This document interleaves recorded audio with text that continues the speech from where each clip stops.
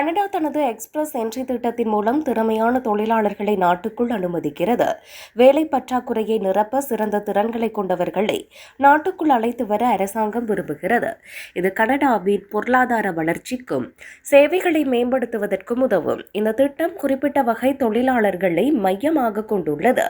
இவர்களில் மருத்துவர்கள், ஆராய்ச்சியாளர்கள், முகாமையாளர்கள் மற்றும் பிரெஞ்சு மொழி பேசுபவர்கள் ஆகியோர் அடங்குவர். மேலும் சுகாதாரம், கல்வி, கைத்தொழில்கள், அறிவியல், தொழில்நுட்பம், பொறியியல், கணிதம் மற்றும் போக்குவரத்து ஆகிய துறைகள் சார்ந்த வேலைகளில் உள்ள தொழிலாளர்களையும் கனேடிய அரசாங்கம் தேடுகிறது. முக்கிய பகுதிகளில் உள்ள தொழிலாளர் பற்றாக்குறையை சரி செய்வதே இதன் நோக்கமாகும்.